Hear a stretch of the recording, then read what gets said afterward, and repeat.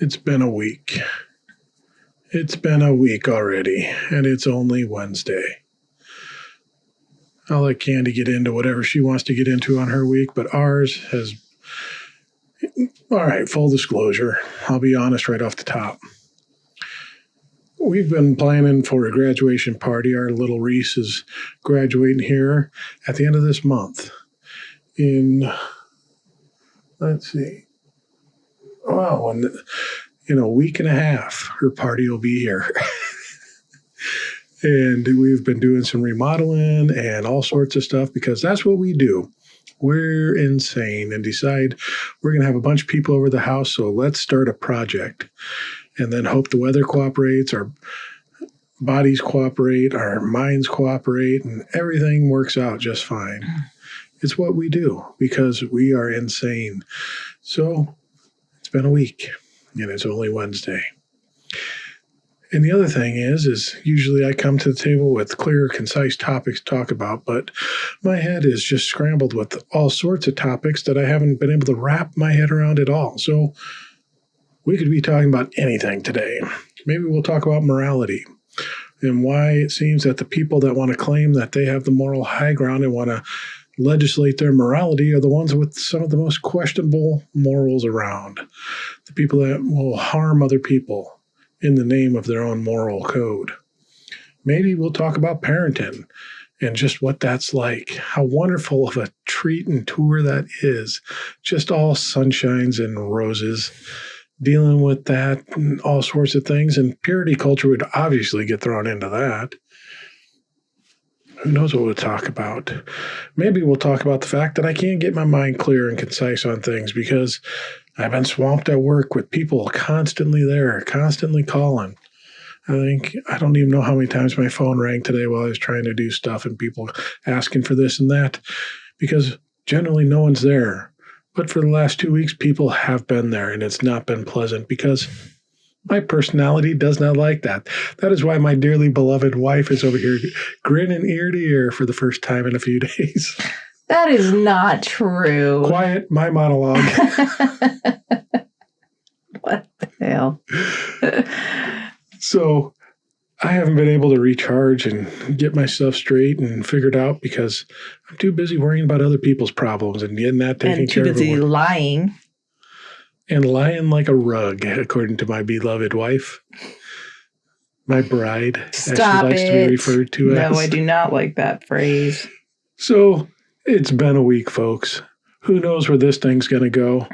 We're just going to wing it, throw it out, talk about whatever, and it doesn't matter what I say at the beginning anyways because we end up somewhere else completely at the end and usually kind of reference with the original topic. And Candy is pulling a Dan and yawning her little pants off. Yeah, but I covered it up instead of this is what you do. You're trying to hold it in your nose. Flares in your eye. Actually, your eyes go like this. And you're like, we'll get into it today on Drop the Stones.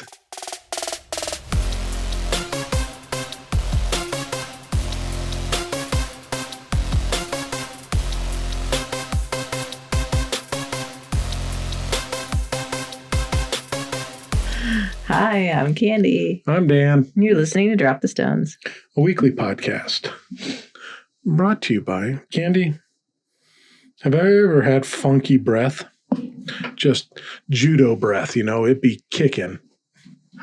I'm sure you have. I don't recall, but I'm sure you have.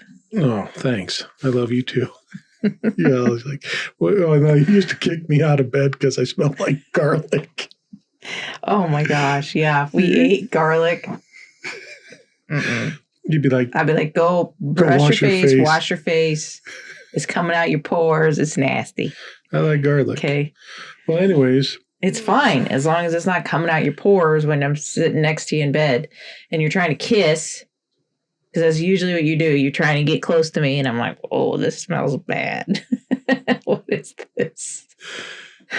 It's like you're trying to repel a vampire or something. Maybe you are a vampire if you're so repelled by my scent, my musk. But, white people, we stink. Maybe we'll get into that. But I can't cure the face smelling like garlic, but I can help the breath. You can cure your face too by washing it. Anyways. Testaments. This episode is brought to you by Testaments, the only breath mint guaranteed to freshen you up after saying something mildly heretical at a small group, because nothing meets the scent of doctrinal doubt like peppermint and passive aggression. Tired of what weird look your aunt gives you every time you mention Richard Rohr? Pop a Testament.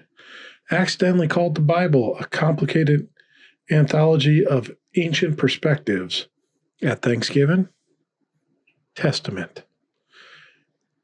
Had the audacity to suggest that Jesus wasn't a capitalist. Boom.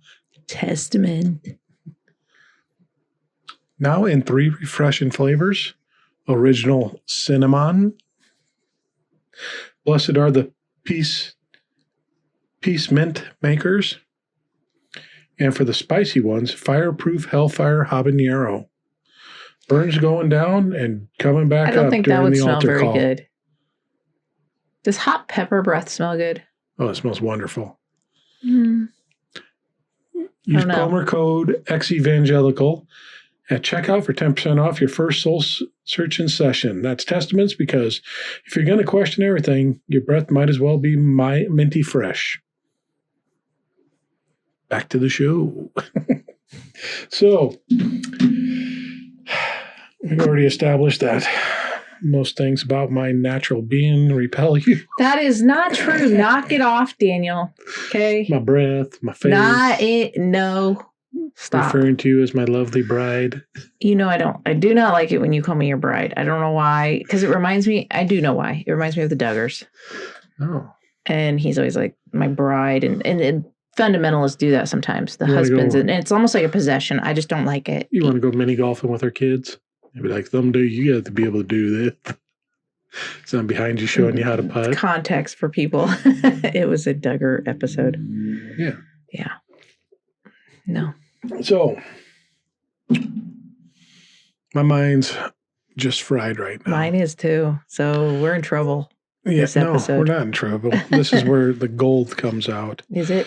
Yeah, we always get into stuff.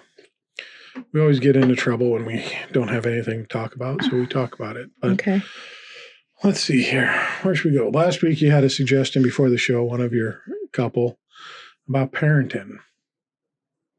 And I think it kind of came up when we were going through the Easter time, when we were talking about a couple of my posts where it was talking about kind of in the wilderness, out to sea with no direction to go after deconstructing. And that's where we found ourselves in parenting, because we came from the evangelical of the Dobson method and all that good stuff of children need to obey on the first command. Otherwise, they get swatted on that little butt. Their butts are made so, soft and fatty so that they can receive swats and not really do any harm. It doesn't hurt them. Is that what they taught? That's pretty ridiculous, but vaguely maybe. It doesn't hurt when you go outside and pick your switch and have your dad just whack on you 30, 40 times. That was maybe our parents' as kids. You had a switch tree. We didn't have a switch tree. Didn't you have to go out back and pull branches or something? Maybe my older siblings did, but my dad used to use I thought he had to go outside. Home Depot dowels. Those really skinny dowels. Those hurt. Like they were like a twitch. What do you call it? Switch. They were like a switch. I mean, they stung. Those stung bad. Yeah. I remember the red tips on them. It doesn't hurt. It just enforces the point. Oh my God, those hurt so bad. That was. Was a lot, and this kind of is a broader topic of it, but parenting can be the kickoff on it. Just this vast unknown you enter once you deconstruct and leave the faith, where beforehand you had people telling you where to go. Here's the path you need to be on. I'm your pastor. I'm going to keep you on this path and guide you down here. Now, you are told this path is the path to righteousness, the path to the kingdom of God, but you didn't know for sure because you couldn't see the end of the path. And more than likely, it was just a path to serve the church, serve the pastor in whatever needs and wants that they had, I think from experience and looking back on it, and was less about the pathway. That was kind of... Well, that was the pathway to heaven. Serve the church. Yeah, it was a pathway to heaven, Which but you had to pastor go and what his on a detour through the church, and then at the very end, you cut back and there was heaven. But they would say that was one and the same. Yeah. The church was like it's going to be the same people in heaven anyway, so you might as well just serve each other now. Yeah. I guess. I don't know. So you're firmly being told and just spoon-fed constantly, this is where you go. Mm-hmm. So when you leave that, no one's telling you anymore. You're kind of... now you're the captain of the ship. And you're directing it. And you have to find the path. And there is no clear path. Kind of like when we were in Montana on vacation many years ago. We're used to the paths in our parks that are trimmed out really nice. Tree branches are cut all over the place. There's wood chips on it or gravel on the ground to lay out and clearly. Then we went on a path up in Glacier National Park. And it was like, well, I think the path is the 3-foot tall grass and not the 6-foot tall grass. So follow this through here. There wasn't anything clearly left or marked for us. I think that's kind of where we were in deconstruction of... which way do we go? Yeah. Yeah. How do we figure this out? And with that applying to parenting, it was a huge swing in style because I think immediately we kind of went the opposite direction. Where it was, all right, let's go without rules. Well, at the very first, we pulled the rules off. Yeah. And then we just kind of which I don't know that it was terrible because, when we started deconstruction, it was, our oldest was 12, 13, somewhere around there. Somewhere in there. And, they were homeschooled. So, I mean, they kind of knew they weren't real wild or crazy kids, but they were kids. And we took it off, all the rules kind of just, there was this moment for a little bit. And then it was then we had something where we kind of needed a rule, and instead of just being this is the law, it was just kind of okay, what do we do here? What kind of rule? What's fair? Now all of a sudden we can't just be lazy and there's a formula. Just use that. Now you gotta, each kid takes, it's just more work. It's more work now. But it is the benefits are the wages for it are better. Does that make sense? Yeah. We get the payback is we know our kids. Our kids talk to us about even their mess ups. They're not afraid of messing up. They're not too they're becoming less and less conscious of, more self-aware, less self-conscious. Okay. At least with us. Yeah. So when they make mistakes or, they don't know something, they don't have any problem talking to us about those things. And there may be things they don't tell us. I'm sure there are. But I don't think there's anything they're afraid to tell us because they know that our love is unconditional. Yeah.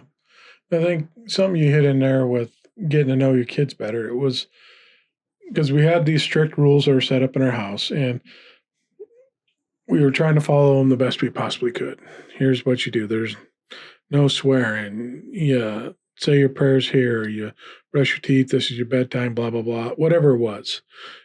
All the basic fundamentalist Christian parenting rules that you had. A lot of those are basic, not the prayer part, but I mean, you have to have some of those because you teach a kid how to function in life. That's what, and you had, don't be disrespectful to mom and dad. Don't yell. Don't fight. Because you get swats in case you did stuff like that. Don't steal and don't lie or whatever. Yeah. So we were like, well, we don't really believe in that anymore. So we kind of got rid of it. And it was open for chaos. And honestly, I don't think chaos really ensued. It was kind of because our kids are so ingrained with the evangelicalism at the time that they were still operating within that system somewhat until they started there's feeling still out. fear involved. Yeah. But what it forced us to do is realize that you have to have some sort of rules and regulations, just like in any society. Mm-hmm. You have to have speed limits. Otherwise, it's going to be dangerous on the roads. You have to have common laws that protect individuals and protect individuals' rights and safety. Yeah, it's healthy for kids to kind of know where the boundaries are too. Yeah. And the rules are not arbitrary. Instead of it's dad's way or it's mom's way and there's, why, because we said so. Mm-hmm. It's more you have to think about what are the rules going to be and not made up just because we're angry because they did something that we don't like. Mm-hmm. But there are boundaries that keep them safe and keep everybody else safe. But they're open enough for them to explore, to learn, like there isn't conditions on friendships. I remember one thing in particular when the older two went to public school for the first time. I was still homeschooling the younger three. And I said, you can be friends with anybody you want to be. Just be yourself. Yeah. Don't allow somebody to make you do something you don't want to do. Be yourself. And then just be honest with us about, who that is. And I think all the kids did pretty good at, the friends they chose. But I think the key here was that it then forced something to happen. And what that ended up being was it forced us to deal with things in an individual basis. So there wasn't a set rule on curfew or a set rule on like the curfew wasn't the same for everybody. Yeah, it wasn't, you lied, so here's your consequence. It was you had to deal with that situation right there. Why did you lie? And you'd find out things of, well, I was protecting this individual, or maybe it was just simply I didn't want to get in trouble. Mm-hmm. But you had to deal with each incident separately in and of itself, which help build a relationship and a bond between us and the kids, because now we're getting to know them and we're getting to see how they're thinking and how they're reasoning through things and understanding how they were going to deal with things in life. And we can help guide that through that.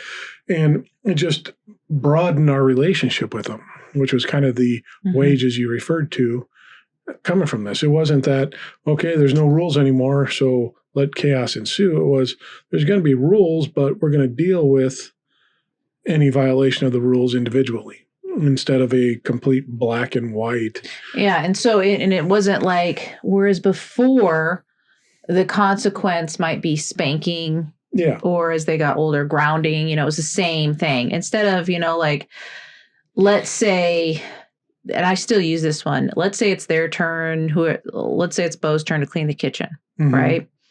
If he does not do a good job, I will say, if you don't do a good job, then you will do it for the next few nights in a row so that you can get better at it.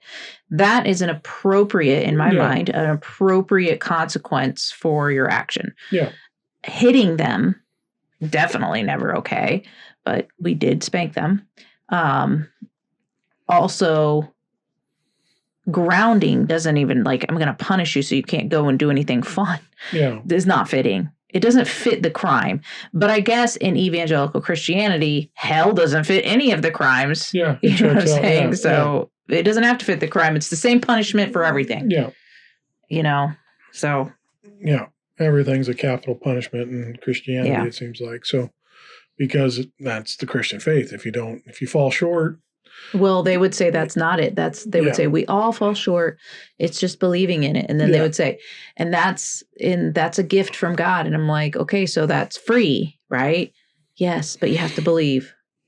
Okay, so it's not free. It depends on you believing it. Yeah. There's something you have to do. So it's based on your belief. That's really what the salvation that we were brought up I was brought up in from birth was it's your belief that saves you. Yeah. Not necessarily what God has done or not done. Yeah. And that belief, that which has nothing to do with anything really, because the only reason that these people believe this is because more than likely the odds are in favor that they were born into it. And even if they came to it as an adult, they've been surrounded by it their whole life. This is what's familiar to them. The society is like that. Yeah, because most people are Christian in this country. Yeah. Still. So it's just honestly, you're lucky enough to be born here in a Christian nation. So congratulations. Just pray for them poor souls over in China or India who are born into Hindu or Buddhist practices, and they just won't ever know Jesus because it won't enter into their area. I mean, that's a huge strike against Christian faith in and of itself, is that it's very much regional on whether or not you believe and whether or not they can make money on you if they decide to colonize your area of the world. Bring their missions over to you. So, it's all a sick and twisted system. But this whole idea is what we found in parenting that I think holds true throughout deconstruction, is that we just kind of found our own way. We lit our own path. We were very much explorers in the world. And then we started meeting other people on the path. We found our walking allies on this, and they kind of had some insights and suggestions here and there, and we kind of did with that what we wanted, and what fit for us we took, and what didn't. And they did the same thing with what we had when we suggested stuff. And it just kind of really worked out well as you keep meeting people on the path. You just kind of, hey, here's a whole, conglomeration of ideas. Take what works and you think will work best in your situation. Yeah. I mean, a whole new world opened up to us in that, there's lots of ways to raise children and for them to turn out well, even doing it differently than what we were taught in evangelical Christianity, which almost had a promise with it. It was like, train up your child in the way he should go, and when he is old, he will not depart from it. And I remember that verse being quoted at us. And that the idea behind that is, or at least how I was taught it, was basically teach them the way of God, which is your interpretation of the Bible, as young as you can, and keep enforcing it, because when they're old, they will continue on with what you have programmed them to believe. And that's not true. I don't know any other way to say it. I'm not saying the proverb is wrong, because I think all proverbs, just they have a little bit of wisdom attached to them, and it depends on what it's talking about, right? Yeah. Really, if you get to a child while they're young and you teach them that something is bad and something is good, if you teach them that smoking is bad when they're young, they'll probably stick with that most of their life, So it can work with different things here and there, but it doesn't necessarily work with evangelical Christianity or any type of like cult-like thinking or high control religion where you're taught this while you're young, because once you get exposed to other ideas that make sense to you, and now all of a sudden you've got to like these are good arguments for another position. That challenge to that faith is so weak because it's been so protected. It's kind of like the stuff I talk about with gardening. You get those little seedlings, and if they're just protected, they never get a chance to have any wind blowing on them. They don't know what it's like to be in a different temperature, and you take them from indoors and you take them straight outdoors. I've done this and made this mistake. It shocks them and it can kill them. Yeah. Right.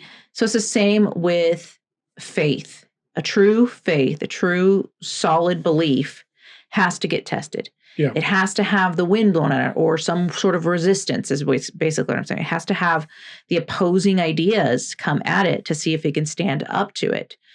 you want to challenge it, but you don't want to challenge it before it's ready. Like, you don't want to take a child and put them in a situation where that they are not prepared for at all. You don't take a little kid into a bar where they don't know how to, like. Why not? My dad took me to the bar. Okay, you know what I'm saying? Like, let's say a 12-year-old. You don't put him in a bar. Okay, let's say this.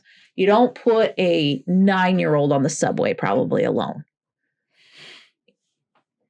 It's probably too young. There's too much too many things they need to pay attention to that they're not quite ready for. But you can train them and get them ready, and then you take them through little tests. Like, maybe they go from one location to the next location on the subway, and you drop them off and someone picks them up on the other one as they get older, and then you test it and you see how well it can hold up. But what happens with Christianity, they don't allow you to test it. They even want you to go to Christian colleges, so you're still being indoctrinated until you're 22, 23 years old.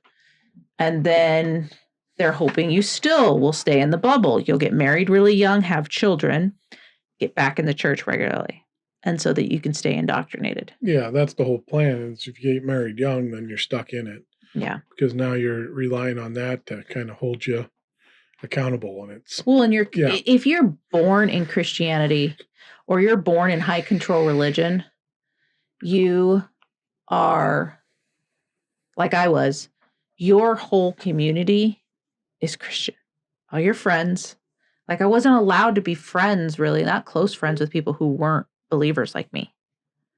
Nobody was my close friend who didn't believe like me. Yeah.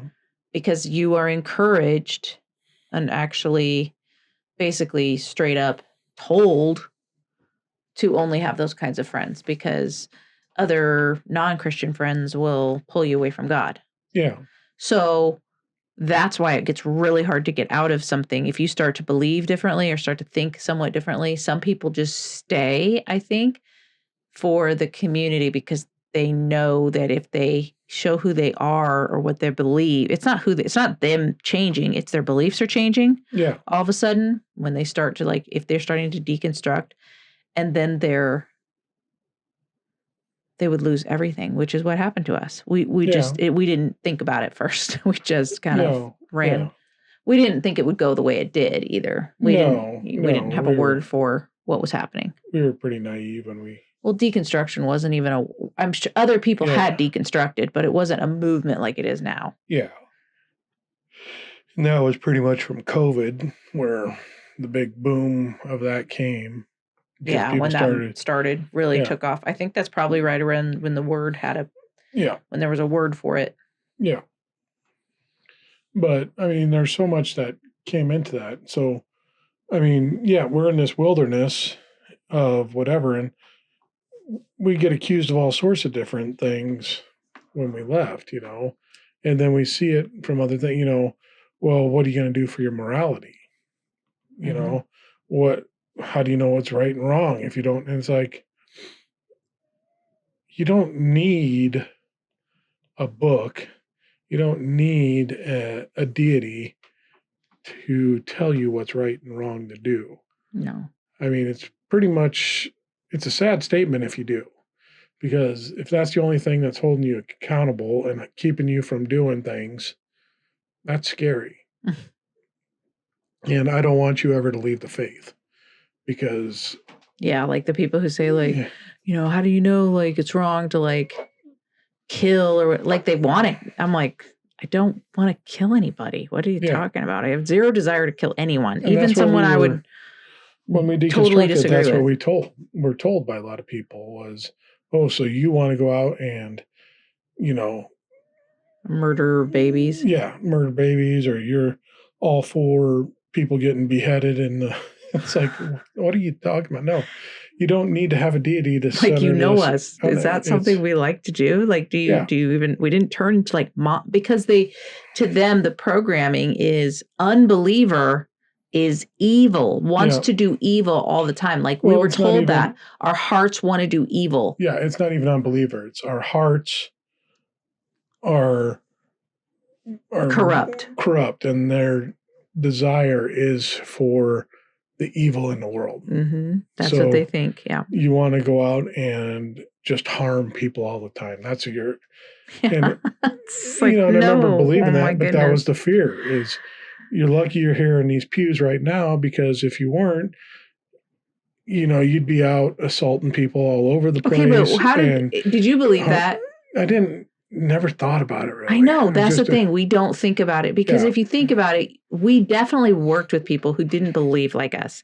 Yeah. And there's no way I would thought that person wants to go out and like do violence to I anyone. thought each and every one of them was out just pillaging the community on a nightly basis. The purge every night. Yeah. Just awful things that went unreported. But no, but that's what you were told, and that's just kind of what you held to, was just because you're here now you're not going to do that, because Christ is working on repairing your heart and making you better and not prone to wanting to do that. Yeah. It might still flare up, but that's when you really pray and lean on Jesus and believe him that not doing it is better. The more you see it, it's just such an utter pile of nonsense and bullshit. It's just to get you to not trust. Yeah, because like you said, there's so many people we knew that weren't believers, that were decent people.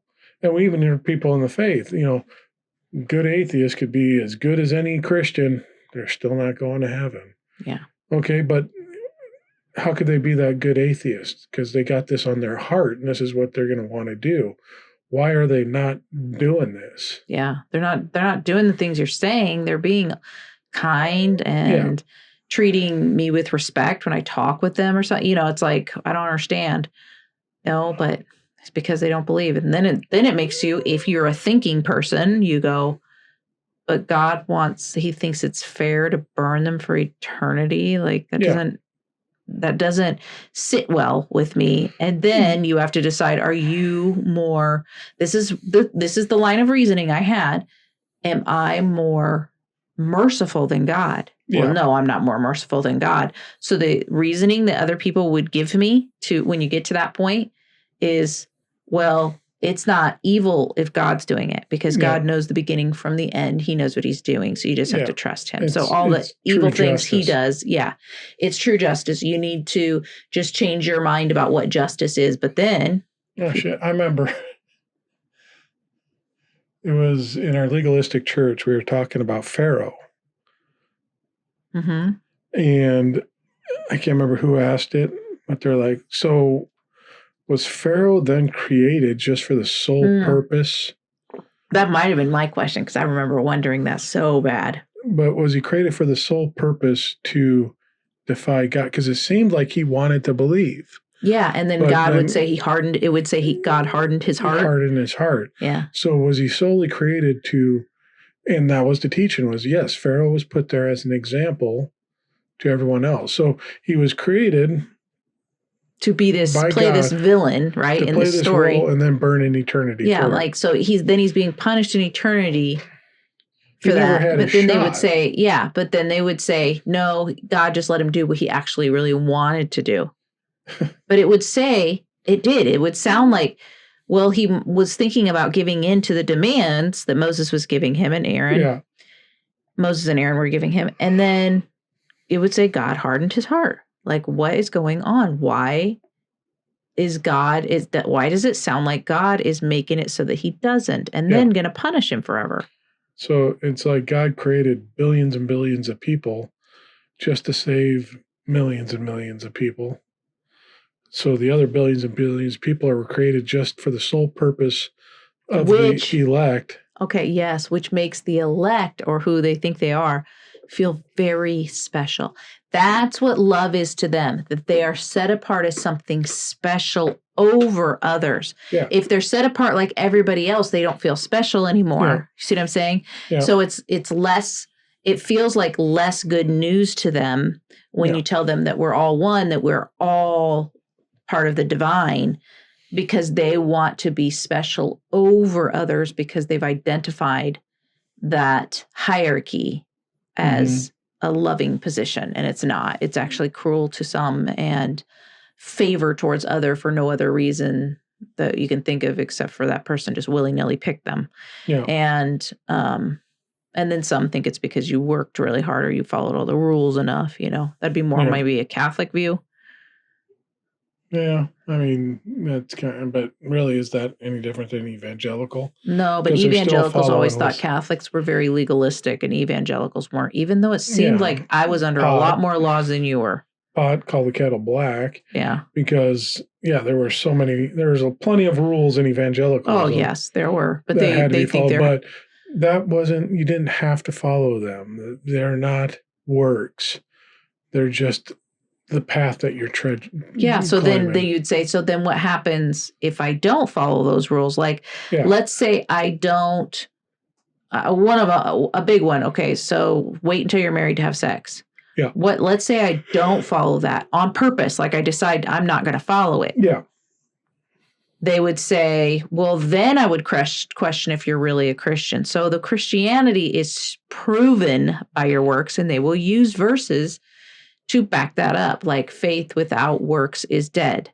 Yeah. So you can't say that you believe and then act a different way, because their idea of faith is following the Bible, their interpretation of the Bible. They don't see it this way. They think they're following Jesus, but they're really just following their interpretation or their understanding of what the Bible says. So, and that becomes their God. In essence, in evangelicalism, the Bible has become the God over Jesus himself. Yeah. They'll say that one is God. Never was the Bible called God's word. It's never called that. It doesn't call itself that. When it talks about the word of God, it's talking about something entirely different, because when in the New Testament, when the people would be persecuted, it would say, and they'd flee to another place, it would say, and the word of God spread. And the word of God spread. It kept saying that every time they were persecuted and they fled. They had mimeographs. They didn't quite have Xerox invented yet. So they're making more copies. The mimeographs and then pass it out there. Do you remember mimeographs? I don't. That's not the little tiny thing that you go look at the computer at the library from the past. No, that's microfiche. Mimeograph fiche. Fiche? Microfiche. I don't remember it being called that, but micro something. Mimeograph was like, I remember my mom using one when she was the milk lady at school. It was a cylinder like this, and you put a piece of paper, you put your typed paper that was on. I think it had to be typed because that was leaving indents in the paper. Then you had copy paper. Like that carbon paper. Yeah. And you would rotate that thing and it would hit a paper and kick it out, hit a paper and kick it out, and just. So it was just hitting it and imprinting it? Yeah, with the carbon paper. Oh, yeah. So. No, I don't remember. But you had to load it a certain way and then. Did you use it at school? My mom did before her school got a Xerox machine. Huh. I don't remember ever seeing those, but I'm sure like the teachers, maybe that's why, because I think our report cards had carbon paper in between them. Mm-hmm. Or they had that removed and you could see that it was a carbon paper that was used. Yeah. They were probably doing something like that there. Yeah. So anyways, side note. Interesting. But that's what the Christians had so they could spread the pamphlets out. Yeah, here's Thessalonians. Here's 2 Corinthians. That's seriously how ridiculous. Yeah. Like if you're going to say that the Bible is the word, the Bible didn't even exist. No. When the verses that they use to say like, they always use, when I tell people this, they'll say, and they're Christian, they'll say, the word of God is good for reproof, for encouraging. How does it go? Reproof and all scripture is inspired by God, able to basically teach.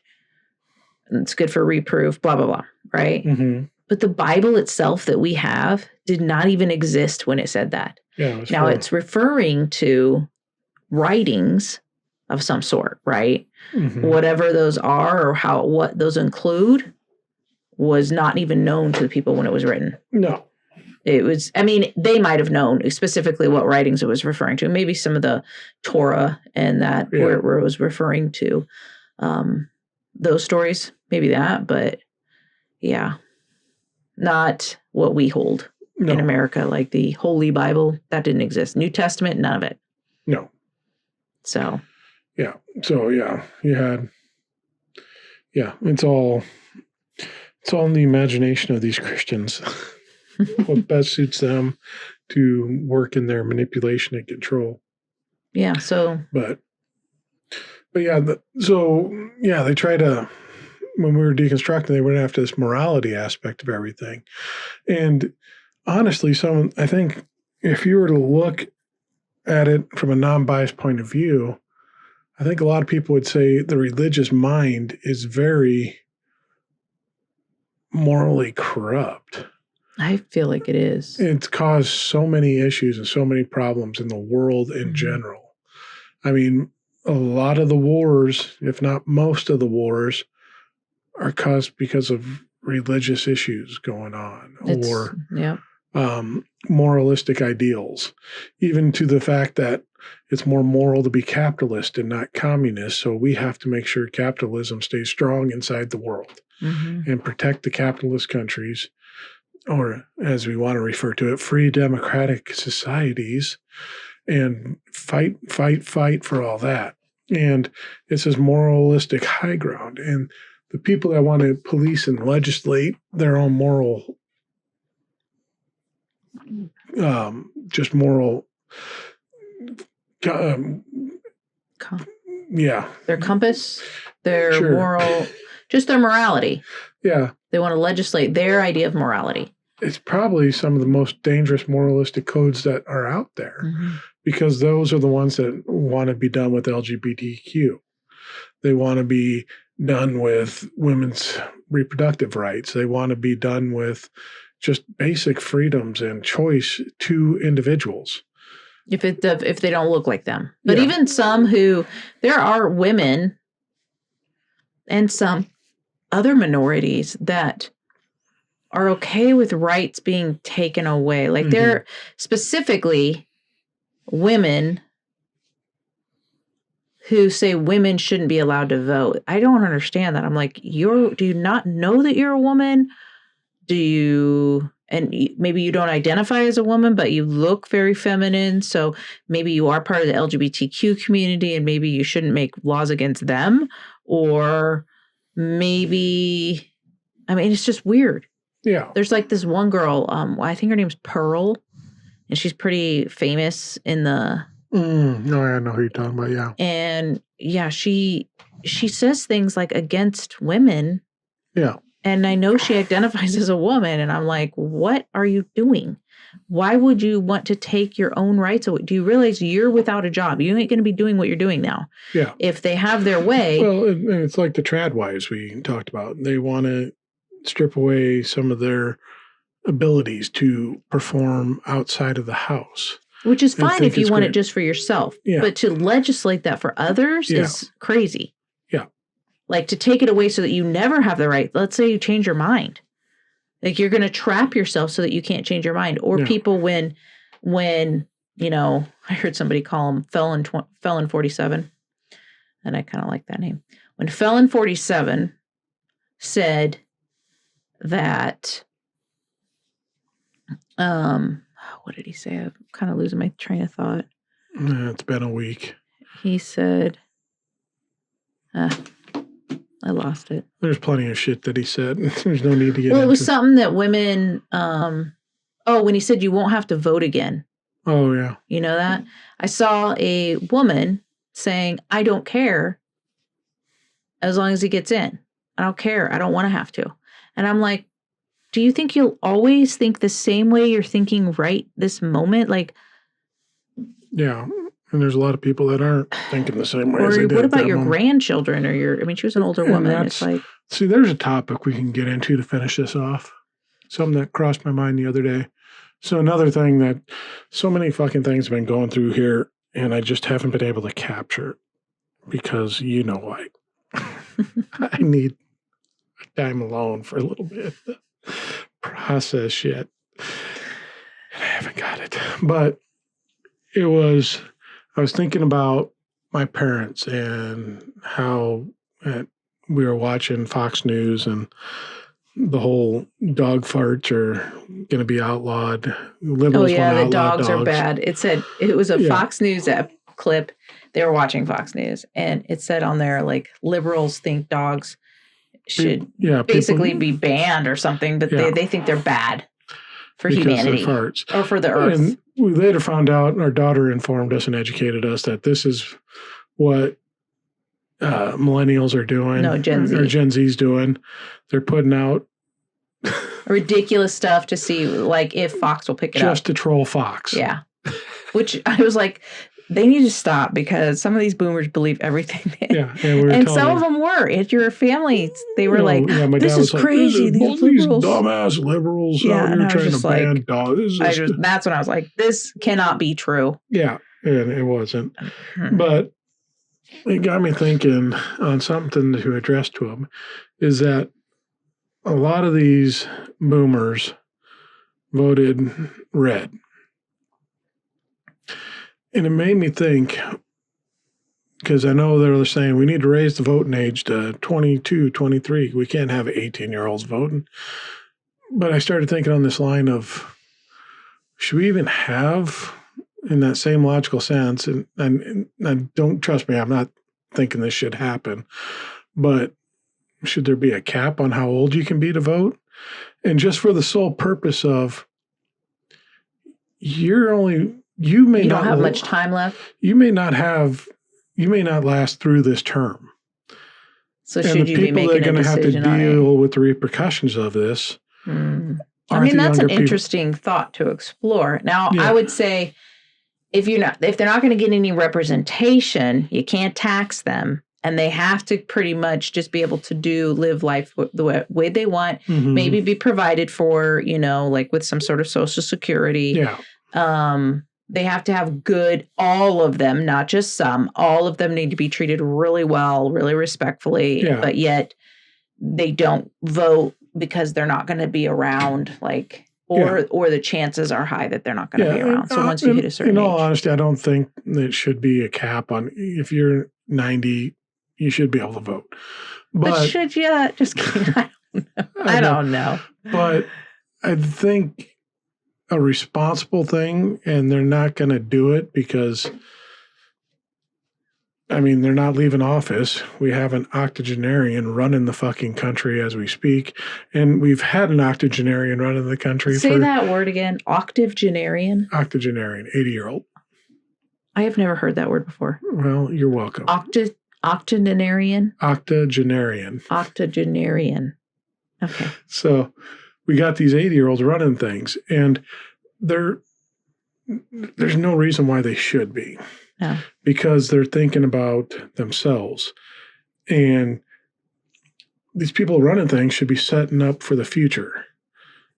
And if you're not thinking about the younger generations and what's best for them. Now, a wise older person, I mean, we're all going to be there someday, so we can't talk about them like they're not us. But we will be an older person, I mean, if we're lucky. In all honesty, it doesn't matter because most people that are running are in it for themselves and what's going to better themselves. Yeah. They're not thinking about the future and what's going to be left behind. Now, they'll give lip service to it because I guarantee you, Felon 47 is thinking, well, this is going to be best for the younger generation. Because this is the way we did it. Yeah. Instead of what, and that's the difference between a conservative and a progressive. Yeah. A progressive is thinking more forward thinking. Conservative is more backward thinking. Yeah. I don't think a lot of the Gen X or Gen Z wants to work in factories. No. I don't think, and I know there are boomers that think that's the way, 9 to 5, we need to change some things. We should not have to spend even 40 hours of our week, every week, and only getting a couple weeks or a few weeks where we get to go enjoy ourselves. And we spend that whole time trying to scrimp and save so that we can go on a vacation. No. That way of life is changing. We're not going to continue to do that way where we don't get to travel. We don't get to do the things that we would like to do because we're busy getting other people rich. No, that should be pushed back against it. This is ridiculous. It will be. It's not going to succeed because these kids don't want that. These kids want experience. They want to learn some skills and move on. They want to work. Yeah. They want to work at one place for a few years, learn that. Now I'm going to go somewhere else and learn some new skills. They want to be challenged. They don't, which I get. I'm like that too. Yeah. I don't want to just work the same job. And once I know a job, I'm like, I'm out. Look at you Gen Zer. I mean, I do kind of like that way of life. Yeah. I like the way of life of doing something that you're learning something. And once you've learned it, now you're moving to something else so you can learn something new. Yeah. Which has helped me. Like, Yeah. I've worked in so many different industries because I've just been like, oh, I'm going to try something different. Because our oldest daughter just laughs because there's people that worked at her little factory lab place. She's like, that guy's been there for 40 years. Yeah. It's like, well, that was the way it was supposed to be. Yeah. Longevity meant something. Mm-hmm. And she's like, hell no, I ain't doing nothing for 40 years straight. I mean, that's true. Like, how does someone, I don't know, do you think you could? No, because see, like, I know you're a person that likes routine and you can do the same thing over and over. I mean, there are some things I do over and over, things that I enjoy, I do over and over. And there's some things I don't. I do laundry every week. You know, it's not my favorite thing, but it's something that we need, right? Mm-hmm. Staying in the same job for 30, 40, and barely moving up is key, right? They're not really getting a different job. How in the hell does somebody do that? Like that, I don't know how you do that without going insane. I've done the same job for 17 years. No, you haven't. Your job has changed. But you got promoted. In 2009. Okay. Oh, okay. So 16 years. Yeah. But it's changed.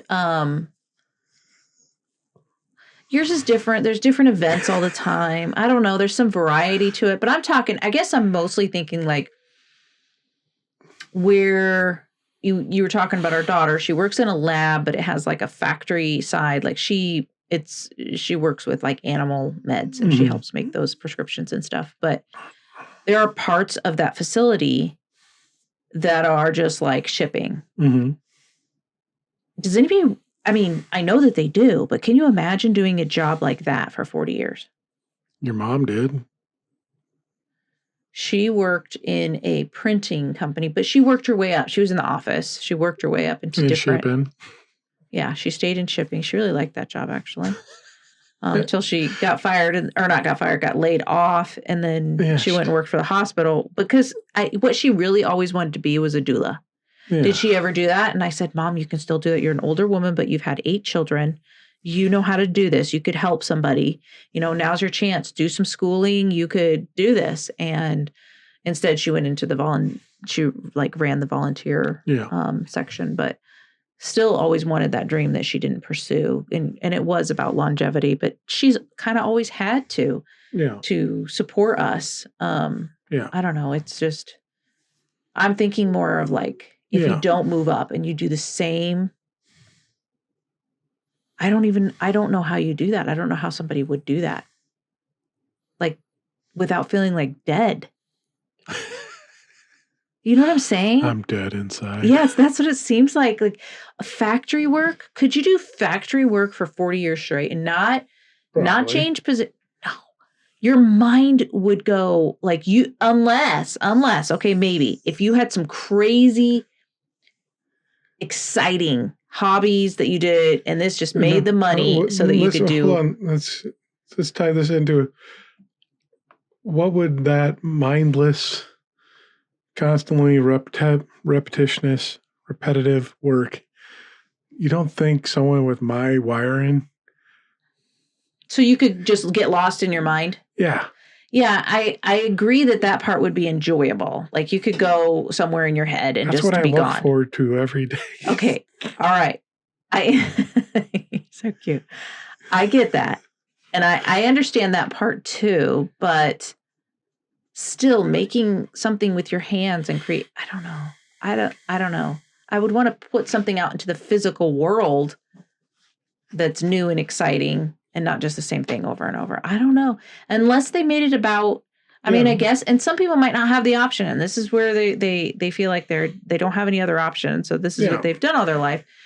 I hope they've had a happy life. I hope that they changed the purpose. It wasn't about, because you probably don't make very good money doing that, but maybe you your goal was, really healthy relationships at work, and you got to know people, and they made them feel seen and heard, and used it as a way to like just kind of encourage. I don't know. There's lots of I think things the you could do biggest with thing it. is there's a reason why I stayed at this job for 17 years and the one before for 15 or Yeah, you've 10 or had whatever.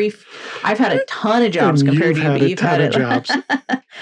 But I you've can had understand longevity. the factory line, and you can't, because No, you I need just variety and yeah, a change of scenery and something new. I guess. And that's spontaneous. true. Not everybody needs that. That's me thinking everybody would be like me, and they're not. Mhm. Obviously, I do know that, but I guess that's possible. I mean, people do it. It seems crazy to me. To you, yeah. It's not fitting for you. You No. wouldn't be able to do my job for No. 3 years. No. Not After that 3 you years, not that you couldn't physically no, I do could it. physically do it. I could mentally do it. It would be a lot, Yeah. but I could get it under control and be like, hey, once I got it running smooth like you have it now, like this is when you love it. This is like gravy to you. Like it's when it runs smoothly, you love that, right? Because you know how things go. You've got it because you've done all that hard work to get there. And that's enjoyable, and I get that. But when I get to that point, then I'm like, I need a new challenge. Yeah. But in some way, you are doing that, because now that you've got that kind of running smooth, you were looking for something new. That's when the podcast started. And now all of a sudden you're in something new. And actually, I'm correct with what I said. You can't do it. You have to have things on the side somewhere. And there we are. Yeah. We finally I'm right. Every episode's got to end with Candy going, see, and this is why I'm right. That is not true. I admit when I'm wrong all the time, which is a lot of the time. Yes, but a lot of times you're wrong too. So. Oh, well. Most of the time we're wrong. No. So, well, that was an interesting one. Mm-hmm. Kind of went all over the board, and that's just what you like. You like it all over the place. We had variety. Fresh Variety is the spice of life. That's true. Variety is the spice of candy. So, so yeah, go to danandcan.com. Check that out. It's got everything on there that's pertaining to us and our empire. So you can get on there and get everything dropped to stones. You can get transformed life stuff, Candy's blog, Candy's hypnotherapy, Candy's Substack, Candy's OnlyFans, Candy's everything. So you can get on there and get all that information on there. Remember, rate us 5 stars. We'd appreciate it greatly. We'll give you a firm handshake and a how you doing, pal, for 5 stars. Nothing less. But it does help push us out and get us out into the world. So just go up top and hit that button. And if you are listening to us on YouTube, smash that like. We'd love to see that. And hit subscribe, because that'd be wonderful too. We would really appreciate that. And as always, we're recording right now. Silent. Oh, because you're going. Yeah. Oh. Go ahead. Just make sure you don't lose it. Oh, thanks. Love you. And that is Parenting 101 to bring us back to the beginning. So, and as always, listen to us. We will go all over the fucking place, and who knows where we're going to end up. Bye. Bye.